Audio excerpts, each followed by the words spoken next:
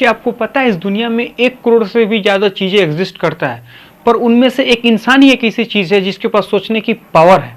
हम भी एक इंसान हैं, हमें भी कुछ ऐसा सोचना चाहिए कि हम इस समाज को कुछ दे सकें और इस समाज में अपना एक वैल्यू क्रिएट कर सकें। तो आज का वीडियो है क्लास 9 और 10th के बच्चों के लिए। अगर आप क्लास 9 और 10th में हैं तो ये वीडियो आपके लिए है। मैं इस वीडियो में कुछ ऐसा बताने वाला हूं जो आपके स्टडी को 10 टाइम इंक्रीज कर सकता है, वो भी इफेक्टिवली। तो अगर आप 10th क्लास में हैं तो आपको ये वीडियो पूरा फुल देखना चाहिए, क्योंकि मैं इस वीडियो में एक्चुअली में जो क्लास 9 और 10th में करना चाहिए कि स्टूडेंट को, ताकि उसका फ्यूचर ब्राइट हो सके, ऐसा कुछ इस वीडियो में लेके आए हैं। तो आज वीडियो में बहुत मजा आने वाला है, बहुत कुछ करने वाले हैं इसमें, और एक एक चीज को एकदम डीप में जाके समझेंगे कि क्या सही है क्या गलत है ना। तो जनरली इस वीडियो का 2 पार्ट होगा, एक आज होगा और फिर एक मैं नेक्स्ट वीक लेके आऊंगा इस वीडियो में। तो वीडियो को स्टार्ट करते हैं यहीं पे। Hello youth learner, I am Matloob Farooqui, welcome to youth learner. तो आज हम लोग जिस टॉपिक पे बात करने वाले हैं वो आपके सामने यहाँ बोर्ड पे मैंने लिख रखा है ना। यानी सारा कुछ मैंने बोर्ड पे लिख रखा है, इसको 1 बाय 1 इस चीज को मैं एक्सप्लेन करूंगा। पहला चीज, अगर आप क्लास 9 और 10th में है तो पहला आपको क्या काम करना है, पहला आपको ये काम करना है, set your goal to clear exam like JEE advance, JEE mains, NEET, ICAI, CAT, ETC in class 9 and 10th। यानी कि अगर आप क्लास 9th और 10th में हैं तो आपका एक टारगेट होना चाहिए इन किसी भी एक एग्जाम के लिए कि आप प्रिपरेशन क्लास 9 और 10th से ही स्टार्ट कर दो, है ना। अब इसमें से जो आपका चॉइस है, यानी जो आपका ड्रीम है, जो आपको करना है, उसके हिसाब से आपको काम करना पड़ेगा। जैसे मैं थोड़ा सा इसको क्या जाता है एक्सप्लेन करता हूं। देखिए, जेई एडवांस एक प्रकार का एंट्रेंस एग्जाम है जो कि एनटीएससी लेता है, नेशनल टेस्टिंग एजेंसी। इस जेई एडवांस में क्या लेता है, एग्जाम को देने के लिए सबसे पहले जेई मेंस को हम लोग क्या करना है, क्वालिफाई करना पड़ता है। अगर हम लोग जेई मेंस क्वालिफाई कर जाते हैं तब हमको मौका मिलता है जेई एडवांस में बैठने का। अगर हम लोग जेई एडवांस को भी क्रैक कर लेते हैं, जेई मेंस के बाद से जेई एडवांस होता है, अगर हम इसको भी क्रैक कर लेते हैं, यानी इसमें भी हम इसको पास कर जाते हैं, तो हमें क्या लेता है, भारत का जो सबसे टॉप क्लास का इंजीनियरिंग कॉलेज है, जहां से अच्छे इंजीनियर निकलते हैं, है ना, जिनकी करोड़ों में पैकेज होती है ना, गूगल में, माइक्रोसॉफ्ट में, बहुत बड़ी बड़ी जो कंपनी आजकल चल रही, उसमें काम करने का मौका मिलता है। तो अगर किसी स्टूडेंट को फ्यूचर में इंजीनियर बनना है तो बेस्ट उसके लिए सबसे अच्छा कोई जगह हो सकता है तो आईआईटी कॉलेज। उसके लिए आपको जेई एडवांस को क्रैक करना पड़ेगा, है ना, जेई एडवांस को। अगर आप सपोज मान लेते हैं कि जेई मेंस क्या होता है, जेई मेंस भी एक प्रकार का एंट्रेंस एग्जाम होता है जो कि एनटीए ही लेता है, नेशनल टेस्टिंग एजेंसी। अगर आपने इस चीज को अगर क्या लेता है, क्रैक कर लिया है तो आपको इसमें मिलेगा। लेकिन अगर सपोज मान ले इसमें आप क्वालिफाई नहीं किए, सिर्फ इसमें क्वालिफाई कर दिए, तो जेई मेंस में अगर आप क्वालिफाई किए हैं तो सबसे पहला बेनिफिट ये होता है कि जेई एडवांस के लिए आप एलिजिबल होते हो, यानी जेई एडवांस आप दे सकते हो। लेकिन अगर सपोज मान लो जेई एडवांस तो आप क्रैक कर लिए तो आपको आईटी कॉलेज मिल गया, लेकिन सपोज मान लो कि आपने उस चीज को क्रैक नहीं किया, मैंने जेई एडवांस में आपका सिलेक्शन नहीं हुआ, या फिर जेई एडवांस आप दिए भी तो उसमें सिलेक्शन नहीं हुआ, तो आपके लिए जेई मेंस में अगर आपका अच्छा रैंक है तो आपको एनआईटीज मिल सकता है। यानी जैसे एनआईटीज दिल्ली, एनआईटी राजस्थान, है ना, एनआईटी आपको पटना, बहुत सारा है, या एनआईटी वहाँ इसमें जयपुर। तो इसमें जो ये सब जो एनआईटीज है उसमें जो सीट मिलता है जेई मेंस के थ्रू मिलता है। अब सपोज मान ले कि आपका रैंक उससे भी कम है तो ट्रिपल आईआईटी मिल जाएगा, है ना। अगर उससे भी कम है तो बहुत सारे प्राइवेट कॉलेज है, उसमें आपको मिल जाएगी, जैसे बिट्स, है ना, बिट्स का मतलब हो गया Birla institute of technology and science, या फिर सपोज वीआईटी हो गया, वलोर इंस्टीट्यूट ऑफ टेक्नोलॉजी। ये सब इंस्टीट्यूट जो है वो अच्छे इंस्टीट्यूट है, जिसमें क्या लेता है, एवरेज पैकेट ऑलमोस्ट 10 से 12 लाख रुपया मैंने एवरेज पैकेट होता है। तो अगर आपको ये है कि आपको इंजीनियर बनना है, मतलब कि अगर सोचिए लिए कि हमको इंजीनियर बनना है, तो सबसे पहले 9th और 10th में कुछ करो या मत करो, पहला टारगेट ये बनाओ कि इन एग्जाम को आपको क्रैक करना है, और 9th 10th में इस चीज का प्रिपरेशन स्टार्ट कर दो। कैसे करना है मैं बताऊंगा। तो अब ये हो गया। उसके बाद से आता है नीट पर क्या है, नीट भी एक प्रकार का एंट्रेंस एग्जाम है, जिसमें हम लोग क्या करते हैं कि ये भी एक प्रकार का एंट्रेंस एग्जाम है जो कि एनटीए लेता है, नेशनल टेस्टिंग एजेंसी। इसमें अगर हम लोग क्वालिफाई कर जाते हैं और हमारा रैंक सबसे अच्छा आता है तो हमको मिलता है भारत का जो सबसे टॉप क्लास का कॉलेज है, वहां से हमको एमबीबीएस करने का मौका मिलता है। अगर हम टॉप क्लास में रहेंगे तो हमको एम्स दिल्ली मिल सकता है, मौलाना आजाद मिल सकता है, यानी बहुत सारे कॉलेज हैं जो टॉप में आते हैं। लेकिन उसके लिए सबसे पहले आपको टॉप रैंक लाना पड़ेगा। लेकिन अगर सपोज मान लेते हैं आपका टॉप रैंक नहीं आता है तो भी आपको एक गवर्नमेंट कॉलेज मिल सकता है अगर आपका रैंक अच्छा खासा है। अगर सपोज मान लें आपका रैंक उससे भी कम है तो आपको सेमी गवर्नमेंट मिल सकता है। तो अगर आपका टारगेट ये है कि फ्यूचर में डॉक्टर बनना है, तो आपके लिए क्लास 9th और 10th में सबसे अच्छा कुछ है तो आप नीट का प्रिपरेशन स्टार्ट कर दो, नीट में ही कर लो, है ना। अगर सपोज मान लीजिए उससे आ गया तो ICAI, है ना, institute of chartered account of India, यानी कहने का मतलब कि अगर आपको CA बनना है, चार्टर्ड अकाउंटेंट बनना है, तो आपके लिए इसका भी तैयारी कर लेना चाहिए। ये 10th के बाद से भी होता है, 12 के बाद से भी होता है। तो CA जो होते हैं, अगर आपका ऐसा ये है कि हमको CA बनना है, तो आपको इस चीज का प्रिपरेशन करना चाहिए। ये एक प्रकार का एजेंसी है जो कि क्या एडमिशन लेती है और एग्जाम को कंडक्ट कराती है। अगर इसमें आपका रैंक बहुत अच्छा आता है तो आपको भारत के जो सबसे मोस्ट एंड पॉपुलर ऑर्गेनाइजेशन है उनके साथ आपको फाइनेंस डिपार्टमेंट में या बहुत सारे डिपार्टमेंट वहां पे आपको काम मिलने का काम करने का मौका मिल सकता है। और आपका भी इसमें अगर अच्छा खासा रैंक है तो आपको करोड़ों का पैकेज मिल सकता है। उसके बाद से हमारा आता है कैट। कैट क्या है? कैट भी एक प्रकार का एग्जाम है जिसमें हम लोग क्या करते हैं कि अगर किसी को MBA करना हो, है ना, अगर मास्टर ऑफ साइंस में जाना है, इसमें मैनेजमेंट में जाना है, तो उसके लिए सबसे अच्छा है कैट का प्रिपरेशन। जो कैट में होता है मोस्टली जो होता है मतलब कि क्लास 10 तक के सिलेबस को ज्यादा वो पूछता है। तो अगर आप क्लास 9 और 10 को खूब अच्छे से पढ़े तो आपके लिए कैट आसान हो जाएगा। अगर आपको MBA करना है तो, यानी भारत के सबसे टॉप क्लास के इसमें कॉलेज से अगर आपको करना है, जैसे IIM, Indian institute of management से करना है, तो आपके लिए सबसे बेनिफिट होगा कि आप कैट का तैयारी करें। उसके बाद से भी बहुत सारा है ना। यानी करने का मतलब है कि ये डिपेंड करता है कि आपको फ्यूचर में करना क्या है, उस फ्यूचर के हिसाब से आपको क्या करना है, इनमें से कोई ना कोई एक चूज कर देना है। या सपोज मतलब इसमें नहीं भी, बहुत सारे यूनिवर्सिटी का एग्जाम होता है ना, आप उसको भी चेस कर सकते हैं। लेकिन क्लास 9 और 10th में आपका कोई ना कोई एक टारगेट होना चाहिए जिससे हम लोग क्या करें आगे अपना फ्यूचर में कल अपने फ्यूचर के लिए काम कर सकें। अगर गोल नहीं रहेगा तो आप नहीं कर सकते। सबसे पहली बात है कि इस चीज को देख के सबसे पहला वर्ड आता है हमारे दिमाग में, गोल, है ना। हर बच्चे का यही इंक्वायरी होगा कि गोल क्या होता है। तो सबसे पहले मैं गोल को क्या जाता है एक्सप्लेन करना चाहूंगा।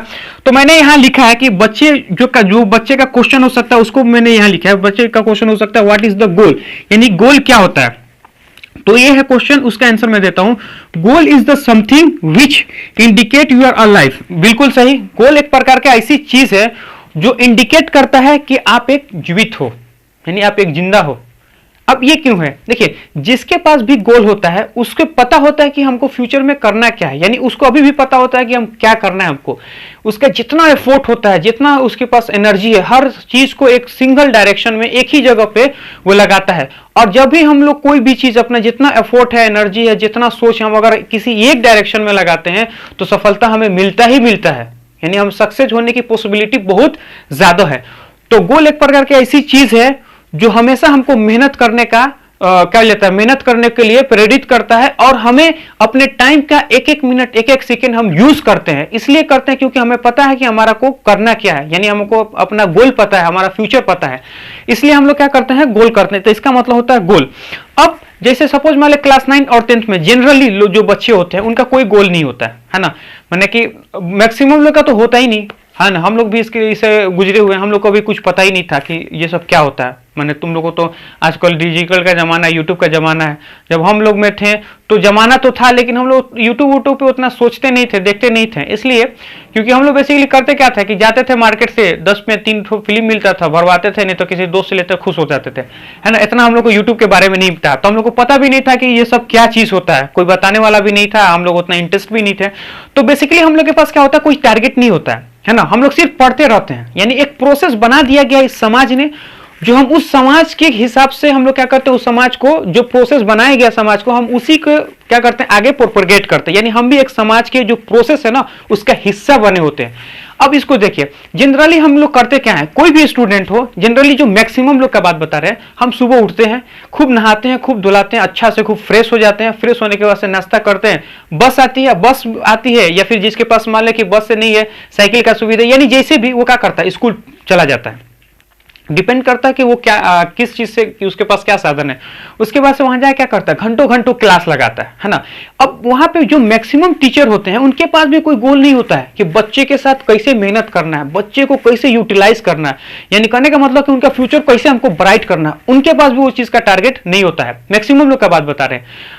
तो वो उनके पास क्या होता है, फिर सिर्फ दो ही चीज होता है। दो चीज में कौन सी चीज, एक तो ये होता है कि उनको बच्चे को खुश करना होता है, यानी जो बच्चे को अच्छा लगे वही करो, है ना। इससे बच्चा क्या होता है, उनका नाम लेता है, है ना, इसलिए वो पॉपुलर होते हैं स्कूल वगैरह में या फिर कोई भी एकेडमिक हो।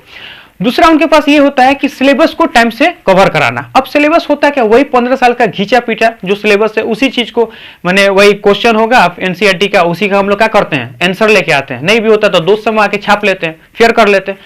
लेकिन इससे ये जो हम लोग स्टडी कर रहे हैं ये कोई स्टडी नहीं है, मतलब इसका कोई मीनिंग ही नहीं होता है ना। हम भी उस चीज को क्या करते हैं, उसको प्रोसेस निभाते हैं, क्योंकि हमें भी उस चीज का नॉलेज नहीं होता, हमें भी पता नहीं होता कि फ्यूचर में करना है क्या, आखिर किस चीज को किया जाए।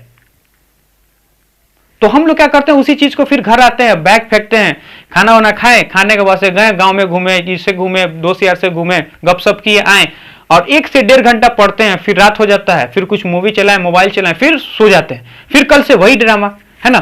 इसका मतलब यह है कि हम कर क्या रहे हैं, हम एक चीज कर रहे हैं, एक प्रोसेस जो बनाया गया है समाज ने, हम उस प्रोसेस को निभा रहे हैं। इससे हमें क्या मिलता है, हमें भी इस चीज की तसल्ली होती है, यानी कि हम पढ़ रहे हैं किसी कोचिंग में, किसी एकेडमिक में, किसी स्कूल में, लेकिन वाकई में आप क्या पढ़ रहे हो। मेरा आंसर होगा नो। इसलिए नो क्योंकि आपने उस चीज को इफेक्टिवली कभी लिया ही नहीं, आपके पास कोई पर्पस ही नहीं है कि जिससे आपको पढ़ो। क्योंकि एजुकेशन का मतलब ये होता है कि कुछ चीज तो होना चाहिए आपके लिए जिस चीज के लिए आप मेहनत कर रहे हो। हमारे पास कोई टारगेट नहीं होता, हम सिर्फ स्कूल जाते हैं, इसलिए स्कूल जाते हैं क्योंकि हमें समाज ने बताया है कि अगर आप क्या जाता है, आप बढ़ रहे हो तो आपको स्कूल जाना चाहिए, आपको क्लास 9 से क्लास 10 में जाना चाहिए, क्लास 11 में जाना चाहिए। तो ये क्या है, एक सेट है, सेट मतलब प्रोसेस बनाया गया, हम उसी प्रोसेस के मतलब कि हम उसी प्रोसेस को निभाते हैं। लेकिन एक्चुअली में हम पढ़ते नहीं है, इफेक्टिव वो इफेक्टिव हो ही नहीं सकता है। इसलिए इफेक्टिव नहीं हो सकता क्योंकि हमारे पास कोई ऐसा टारगेट नहीं है जिस चीज के लिए हम पढ़े। तो आज से अभी से हमें यह चीज करना पड़ेगा कि पहले हमें टारगेट को, अपने गोल को सेट करना पड़ेगा कि आखिर हम कहां मेहनत करें, कौन ऐसी चीज है जो हमें अच्छा लगता है, हमें करना चाहिए। उसके हिसाब से फिर आपको क्या करना है, एक टारगेट सेट करना चाहिए, उस टारगेट के हिसाब से आपको मेहनत करना चाहिए। क्योंकि जितना अगर आपके पास टारगेट नहीं, आपको पता नहीं है करना क्या है, तो आप कर ही नहीं सकते हो।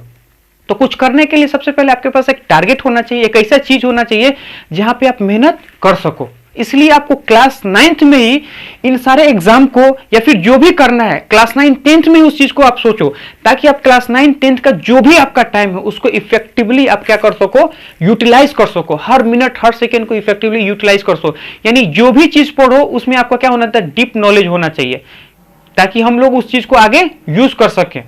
हमको समझ में आना चाहिए कि हम क्या पढ़ रहे हैं, क्यों पढ़ रहे हैं, आगे इसका यूटिलाइज है कि नहीं है, आखिर इसमें क्यों, इसको अगर हम टाइम दे रहे हैं तो क्यों दे रहे हैं। तो सबसे पहले आपको क्या करना चाहिए, गोल सेट करना चाहिए जो आपके लिए, जो आपको मेहनत करा सके और एक सिंगल डायरेक्शन में आप मेहनत कर सको, ताकि आपको जो सक्सेस है वो मिल सके।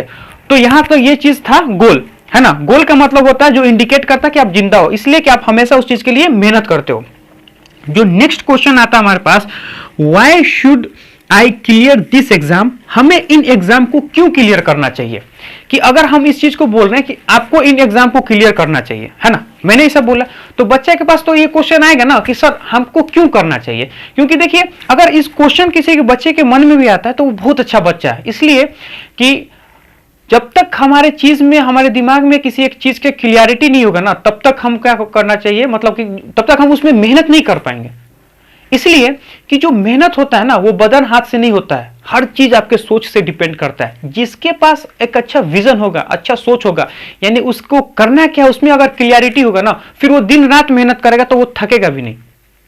इसलिए सबसे पहले हमें इस बात का क्लियरिटी होना चाहिए कि हम इस सब को क्यों करें।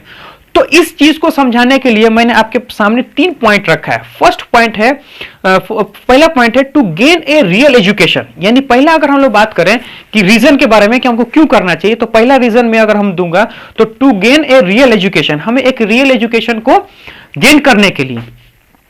अब सबसे पहली बात है कि ये रियल एजुकेशन क्या है, तो इसका थोड़ा सा डिफिनेशन में ये बोलूंगा कि एक रियल एजुकेशन एक ऐसी चीज है जो किसी भी इंसान को रिप्रेजेंट करता है कि इंसान है कैसा।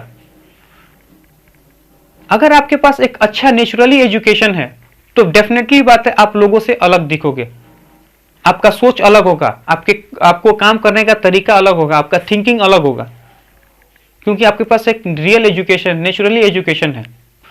उसके बाद से रियल जो एजुकेशन होता है वो हमें यह भी बताता है कि इस दुनिया में जीना कैसे है। इस दुनिया में आखिर जीने का क्या पॉसिबिलिटी है, क्या होना चाहिए, आखिर जीने का एक अच्छा तरीका क्या है, वो भी हमको बताता है। और जो सबसे इंपॉर्टेंट पॉइंट है एजुकेशन का, वो ये है कि हमें सक्सेस होने में और हमें एक अच्छा इंसान होने में एक बहुत बड़ा रोल प्ले करता है ये एजुकेशन। क्योंकि देखिए, ऐसा नहीं है कि जिसके पास एजुकेशन है वही आगे हो सकता है या वही अच्छा हो सकता है या फिर वही सक्सेस मिल सकता है, ऐसा कुछ भी नहीं है। लेकिन एक बात खासियत इस चीज में ये होता है कि अगर किसी के पास नेचुरली एजुकेशन होगा, यानी जिसने संघर्ष करके अपने को संघर्ष करके चीजों को, एक एक चीज को कलेक्ट किया हो, हर दिन का मेहनत हो उसके साथ, हर दिन एफर्ट मारा हो, तो उस बंदा के अंदर जो काम करने का तरीका है ना, और लोगों से 10 टाइम ज्यादा होगा, ये गारंटी है हमारा। अगर उसके पास ये नेचुरली अगर एजुकेशन होगा तो किसी के काम को करने का उसके पास 10 टाइम ज्यादा इफेक्टिवली वो कर सकता है और 10 टाइम बेहतर कर सकता है, ये मेरा गारंटी है ना। तो ये होता है एजुकेशन, हमें इसलिए एजुकेशन लेना चाहिए।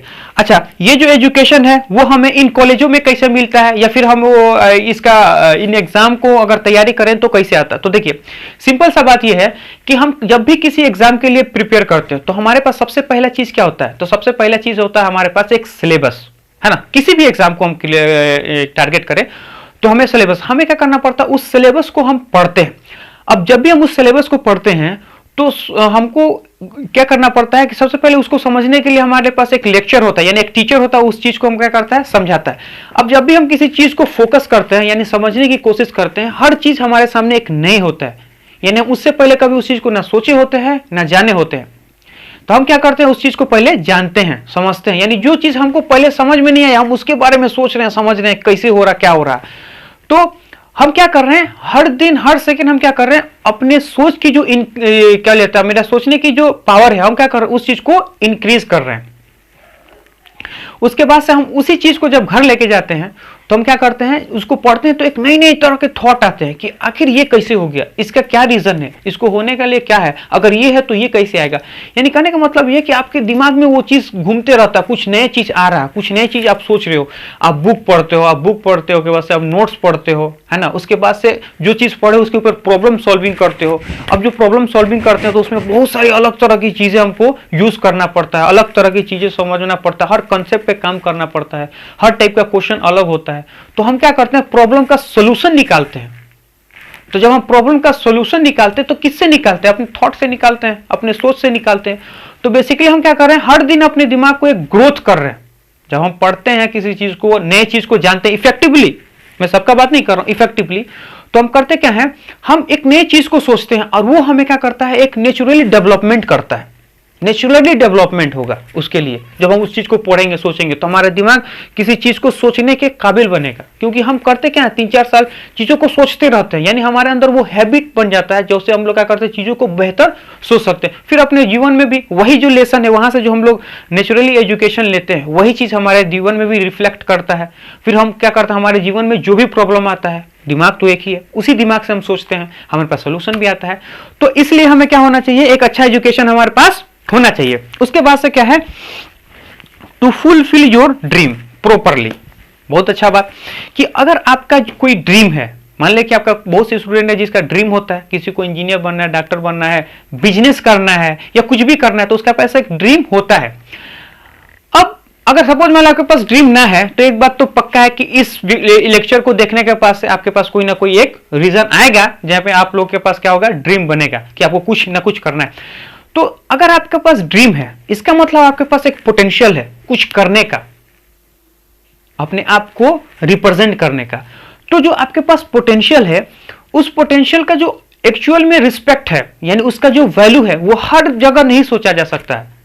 यानी हर जगह आपके जो पोटेंशियल का वैल्यू नहीं दिया जा सकता, यानी आपके अंदर जो टैलेंट है, हर जगह आपके टैलेंट को वैल्यू नहीं दिया जा सकता। आपके लिए कुछ ऐसी ही जगह हो जाना पड़ेगा जो आपके एक्चुअली में आपके पोटेंशियल को, जो आपके अंदर टैलेंट है, उसको रिस्पेक्ट दिया जाए, उसका वैल्यू अगर बन सके तो उसके लिए कोई अच्छी जगह जाना पड़ेगा।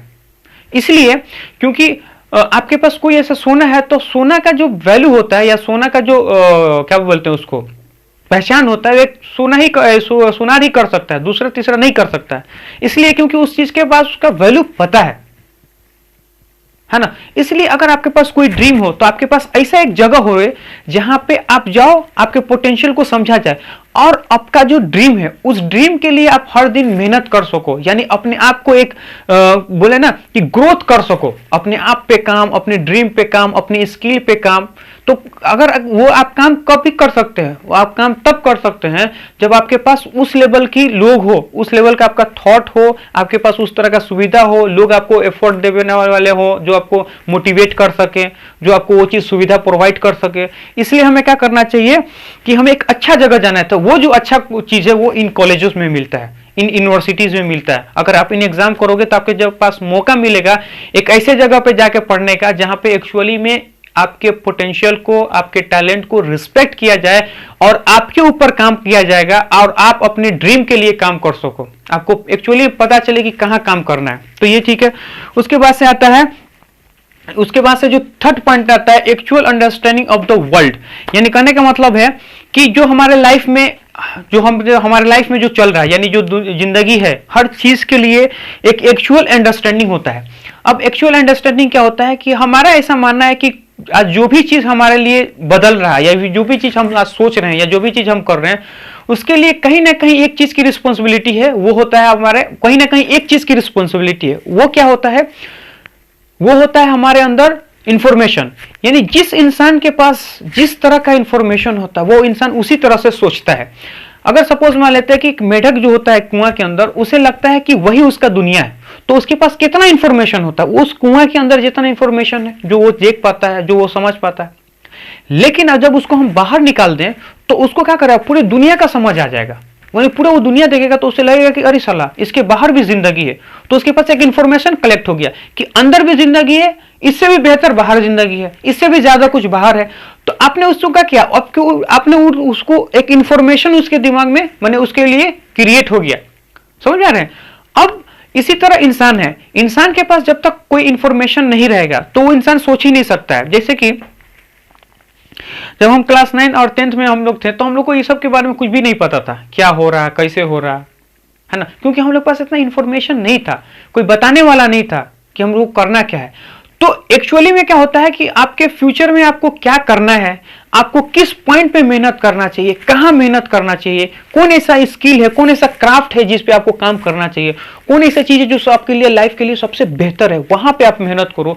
उसका जो इंफॉर्मेशन होता है, जो एक्चुअल इंफॉर्मेशन होता है, यानी एक्चुअल अंडरस्टैंडिंग होता है, वो ये क्या होता है, वो इन कॉलेजों में होता है। क्योंकि इन कॉलेजों में जब हम इंसान जाते हैं या कोई भी जाता है तो बहुत सारे स्टूडेंट होते हैं, हर स्टूडेंट किसी ना किसी एग्जाम को क्वालिफाई करके आते हैं। तो हर इंसान के पास मतलब कि हर स्टूडेंट के पास क्या होता है, एक इन्फॉर्मेशन होता है, एक डाटा होता है। तो हम लोग क्या करते हैं, एक दूसरे से इंटरचेंज करते हैं। अब जो इंसान के पास डाटा है वो बहुत पावरफुल होता है। ऐसा नहीं है कि जैसे बकरी चलाने वाला, ये क्या लेता है, घास गड़ने वाला, ऐसे लोग नहीं होते। ऐसे बच्चे होते हैं जो अपने फ्यूचर के लेके सीरियस हैं। क्योंकि इन कॉलेजों में जाने के लिए आपको सबसे पहले 12 लाख 13 लाख 15 लाख लड़के से फाइट करना पड़ता है, तब वहां तक पहुंचते हो। तो आपने जब इस एग्जाम को निकालता है तो एक बात तो प्रूफ होता है यहां से कि आपके पास, आपको अपने लाइफ को लेके सीरियस हो आप। तो आपके पास जो एक्चुअली में जो रियलिटी है वो है आपके पास। तो उससे हम लोग क्या करते हैं, इंफॉर्मेशन को एक्सचेंज करते हैं। फिर उसके बाद से इन कॉलेजों में बहुत सारा क्या होता है, सेमिनार होते हैं, है ना, कैंपेनिंग होता है, और हम लोग के बड़ी बड़ी कंपनी आते हैं, ऑर्गेनाइजेशन होता है। तो हमें जो एक्चुअली में जो समझ है ना, समझ वो हमें पता चलता है इन कॉलेजों में। तो हमको एक्चुअली जो दुनिया का टेक्नोलॉजी क्या है, आखिर दुनिया में कैसे हम यूज कर रहे हैं, या हमको फ्यूचर में किस पॉइंट पे मेहनत करना चाहिए, क्या है जो हमारे लिए बेहतर है, इसका जो समझ होता है एक्चुअल इन कॉलेजों में मिलता है ना। तो ये तीसरा। उसके बाद से जो तीसरा क्वेश्चन हो सकता है एक बच्चे के मन में, वो भी मैंने लिख रखा है। बच्चे के मन में अब क्वेश्चन क्या हो गया, why should I target this exam in class और 9th। यानी कहने का मतलब है कि बच्चे ये बोल सकता है कि चलिए सर मान लेते हैं कि ये जो भी आपने बताया है ये बहुत इंपॉर्टेंट है हमारे लाइफ में, है ना, हमें कहीं ना कहीं इस चीज के लिए मेहनत करना चाहिए। लेकिन सर क्लास 9th 10th में क्यों करें, क्योंकि ये तो एग्जाम 11 और 12 का होता है, आप क्लास 9 10th में कर रहे हो, हम क्लास 9 10th में क्यों करें। तो उसके लिए मैंने आंसर लिखा है, वो उसका आंसर क्या है कि क्यों करें हम क्लास 9 में, क्यों हमको करना चाहिए, तो है टू सॉल्व सम प्रॉब्लम। यानी अगर आप क्लास 9 10th में इस चीज का तैयारी करते हो, वो इसलिए करो क्योंकि हमें कुछ प्रॉब्लम का सोल्यूशन चाहिए। अब प्रॉब्लम क्या होता है, देखिए जब भी हम क्लास 9th या 10th में जाते हैं या किसी भी एग्जाम को हम लोग टारगेट करते हैं, तो हमारे पास एक बहुत बड़ा क्या होता है, सिलेबस का एक्सचेंज होता है।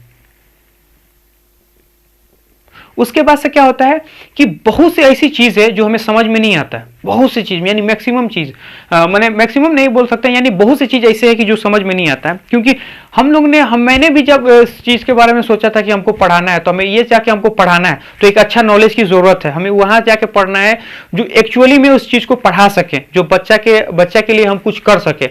तो बच्चे के लिए हम कुछ कर सके, तो हमने भी जब हम गए थे कोटा में 3 साल पढ़ने के लिए, मैंने 3 साल सिर्फ इसी चीज का प्रिपेयर किया।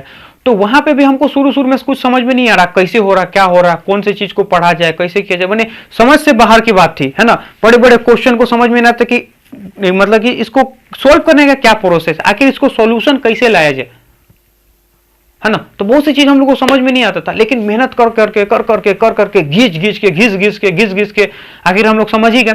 तो यही चीज होता है कि आप क्लास 11 में जब जाते हो तो बहुत सी चीज ऐसी आती है कि हमको समझ में आता ही नहीं है, मतलब क्लिक ही नहीं करता है। तो उसमें जनरली होता क्या है कि अगर जिसको समझ में नहीं आता है तो 1 हफ्ता 2 हफ्ता जाता है, बहुत एनर्जी होता है, खूब जाता है, खूब क्लास करता है, लेकिन उसके बाद से फिर समझ में नहीं आता, तो क्या करता है, वो छोड़ देता है।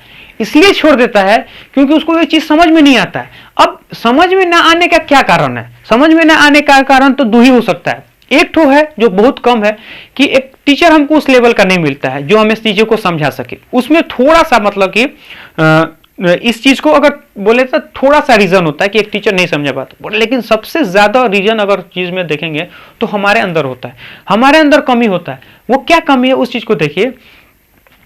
कहने का मतलब यह कि जो किताब होता है वो बोलता नहीं है, किताब को हमको समझना पड़ता है। अगर किसी इंसान को घास गढ़ने वाले को तुम ले आके क्लास में बैठा दोगे और उसे न्यूटन्स लॉ पढ़वाओगे तो वो नहीं पढ़ पाएगा, डेफिनेटली नहीं पढ़ पाएगा। वो इसलिए नहीं पढ़ पाएगा क्योंकि उसको पता ही नहीं होता ना कि पढ़ना कैसे है। जो पढ़ने का जो थॉट होता है वो जनरेट ही नहीं होगा। यही रियलिटी है। अगर आप क्लास 9th और 10th में 11-12 के लेवल का अगर चीजें पढ़े हैं ना, तो आपका दिमाग उसी तरह ट्रेंड हो जाएगा, यानी आप उस चीज के लिए ट्रेनिंग ले चुके हो। फिर आप क्लास 11 में या इन एग्जाम में जाओगे तो आपको कहीं प्रॉब्लम नहीं होगा, सब चीज कट टू कट समझ में आएगा, हर चीज को आप समझोगे, हर चीज पे आप क्वेश्चन लगाओगे। लेकिन उस चीज के लिए आपको क्लास 9th और 10th में उस लेवल की चीजें आपको पढ़ना आना चाहिए। अगर आपने उस लेवल की चीज पढ़ी है तभी वो चीज हो सकता है, नहीं तो फिर आपको भी या तो बहुत संघर्ष करना पड़ेगा या तो फिर छोड़ ही दोगे। इसलिए सबसे बेहतर तरीका यह है कि आपको क्लास 9th और 10th में ही क्या करना पड़ेगा, अच्छा से पढ़ना पड़ेगा, ताकि जो रिक्वायरमेंट है किसी चीज को समझने का वो चीज अपने अंदर डेवलप हो जाए, है ना। उसके बाद से जो नेक्स्ट आता है उसमें आता है सिलेबस इज मोर, यानी मोर सिलेबस। अब जैसे हम क्लास 10 से 11 में जाते हैं तो हमारे अंदर क्या होता है, एक ट्रांजैक्शन हो जाता है कहां से, 10 से 11 में। लेकिन ये ट्रांजैक्शन बहुत बड़ा ट्रांजैक्शन होता है। इसलिए बड़ा होता है क्योंकि जनरली हम लोग 10th में देखे हैं तो उसका सिलेबस बहुत कम होता है, यानी 11-12 के माफिक में बहुत कम सिलेबस होता है ना। लेकिन एक बैग जैसे हम लोग वहां आते हैं 11 में, एक बैग ट्रांजैक्शन होता है, एक बैग न्यूमेरिकल आ जाता है, एक बैग चीजों अलग से चीजें पढ़ना स्टार्ट कर देते हैं, तो फिर हमें बहुत प्रॉब्लम होता है ना सिलेबस का, क्योंकि हमें आदत नहीं होता है उस लेवल के सिलेबस को पढ़ने का, है ना, उस लेवल की चीजों को हैंडल करने का। तो फिर हम उसमें एग्जिस्ट नहीं कर पाते, हमें लगता है हम क्या पढ़ रहे हैं, इतना सिलेबस क्यों पढ़ रहे हैं हम। फिर हम थोड़ा बहुत करते हैं, नहीं करते तो हिम्मत छोड़ देते, हार ही जाते हिम्मत। इसलिए अगर आप क्लास 9 और 10 में उस लेवल की चीजें, उस लेवल का कंटेंट पढ़ा होगा, फिर आप वहां जाओगे तो सिंपली आप एडजस्ट कर जाओगे, यानी एग्जिस्ट कर जाओगे। लेकिन अगर क्लास 9 और 10 में उस लेवल की चीजें आपने पढ़ी नहीं है ना, फिर आपको 11-12 में जाके बहुत दिक्कत होने वाला है ना। या तो आप बहुत ज्यादा एफर्ट मारोगे तब वहां पे टिक पाओगे, नहीं तो फिर बहुत दिक्कत है ना। इसलिए आपको क्या करना चाहिए, क्लास 9 और 10th में ही उस लेवल की चीजें आपको, यानी उस तरह की मटेरियल, उस तरह का क्वेश्चन, उस तरह का कॉन्सेप्ट आपको क्लास 9-10 में ही पढ़ लेना चाहिए, ताकि आपके पास एक हैबिट बन जाए उस लेवल की चीजें पढ़ने का, यानी ज्यादा सिलेबस पढ़ने का, ज्यादा चीजों को पढ़ने का। नहीं तो आप वहां पे टॉलरेट नहीं कर पाओगे। तो क्लास 9 और 10th में अगर हम इस लेवल का अगर चीजें पढ़े होंगे तो फिर हमें दिक्कत नहीं होगा 11 क्लास में जाके, हमें इस सब सारी चीज का हैंडल करने का एक हमको तरीका आ जाएगा, हमारे अंदर वो टैलेंट आ जाएगा जो हम बड़े बड़े सिलेबस को कवर कर सकते हैं। उसके बाद से आता है हमारे पास लास्ट पॉइंट, जिसको हम लोग बोलते हैं टू होल्ड टॉप रैंक।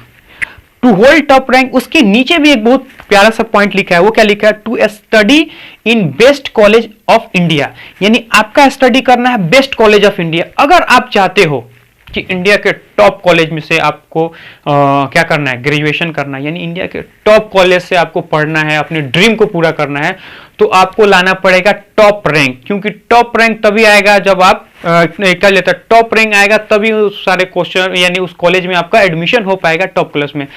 तो आपको क्या करना है? टॉप रैंक लेके आना। अब टॉप रैंक कौन लेके आता है? तो टॉप रैंक कौन लेके आता है उस चीज के मैं बताऊंगा कि जिसके पास, जिसने भी क्लास 9th और क्लास 10th में आईआईटी, जेई, नीट या फिर उस एग्जाम का प्रिपेयर करता हो, मैक्सिमम लोग वही क्या करते हैं? रैंक होल्ड करते हैं। अब उसका बहुत सारा रीजन है। पहला रीजन ये होता है कि क्लास अगर 9th में वो क्या करते हैं? 11 की चीजें पढ़ लेते हैं, क्लास 10 में क्लास 12 का चीजें पढ़ लेते हैं। तो इससे क्या होता है कि आपका जो 11 और 12 है वो आपके पास शेष बच जाता है, जिसमें आप क्या कर सकते हो? रिवीजन कर सकते हो। अब क्लास 11 12 में आप लोग क्या करते हो? सिर्फ रिवीजन करते हो, क्योंकि आपने पहले सिलेबस पढ़ रखा है। तो आपको क्या मिल जाता है? बहुत सारा मौका मिलता है एक ही चीज को बार बार पढ़ने का, एक एक चीज पे आपको सोचने का, काम करने का मौका मिल जाता है। तो आप क्या करते हो कि बहुत अच्छा रैंक लेके आते हो। इसलिए लेके आते हो क्योंकि देखिए, हमें अगर अच्छा रैंक लेके आना होगा तो एक बात तो क्लियर है कि हमें एक एक चीज को बार बार पढ़ना पड़ेगा, एकदम अच्छा से पढ़ना पड़ेगा। क्योंकि हमारा एग्जाम कितना होता है? 3 घंटा का। अब 3 घंटा के अंदर पूरा 11 पूरा 12 का सिलेबस को तोड़ के आना है। तो वही तोड़ सकता है जिसने बार बार चीजों को पढ़ा होगा, एक एक चीज को कंसेप्ट से पढ़ा होगा, एक एक चीज पे काम किया होगा, एक एक चीज उसके दिमाग में एकदम फिंगर पे होगा। वही एग्जाम को अच्छे से क्रैक कर सकता है। वही क्रैक कर सकता है और वही रैंक लेके आ सकता है। मोस्टली हम लोग क्या देखते हैं कि जैसे आजकल जो क्लास 9th में क्लास 11 पढ़ लेता है, क्लास 10 में क्लास 12 पढ़ लेता है। अगर हम भी क्लास 9th और 10th में कम से कम पूरा ना पढ़ें, जैसे क्लास 9th में पूरा क्लास 11 ना पढ़ें या क्लास 10 में पूरा 12 ना पढ़ें, लेकिन इतना जरूर पढ़ लें कि हमें आगे चल के दिक्कत ना हो चीजों को सोचने में, उस लेवल की चीजों को यानी उस कंटेंट को हम लोग को हैंडल करने में, इतना तो हम जरूर पढ़ लें, है ना। तो अब देखिए यहां से एक चीज हमको सीख मिलता है कि कोई इंसान पूरा 11 ही 9th में पढ़ लेता है, कुछ 12 में ही पढ़ लेता है। कम से कम हम लोग ना हो तो कम से कम इतना तो जरूर पढ़ लें कि जो हमारा क्लास 9th में, क्लास 12 में जो कॉमन चैप्टर है उसको अलग लेवल से पढ़ लो, क्लास 12 में जो है और क्लास 10th में उसको एक अलग लेवल से पढ़ लो, ताकि वो चीज आपको 11 12 में जाके पढ़ना ना पड़े और वो आपको इजी से कर दे। तो ये सारी चीजें थी जो आपको मैंने एक्सप्लेन किया है। ये पार्ट 1 है इसका। अब इसके लेके आऊंगा पार्ट 2, जिसमें मैं बताऊंगा कि इन चीज को कैसे अचीव किया जाए, यानी अपने क्लास 9th और 10th को कैसे यूटिलाइज किया जाए, कहां पढ़ना चाहिए, किससे पढ़ना चाहिए, ये सारी जो आपके अंदर जो क्वेश्चन आ रहा ना, सारा क्वेश्चन का मैं सोल्यूशन देने वाले हूं नेक्स्ट वीडियो में।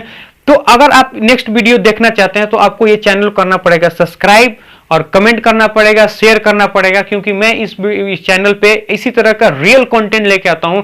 अगर आप भी चाहते हो कि रियल कंटेंट और एक अवेयरनेस के साथ आपको इंफॉर्मेशन मिलता रहे और उस चीज पे आप काम करते रहो, तो ये चैनल कर दीजिए सब्सक्राइब। तो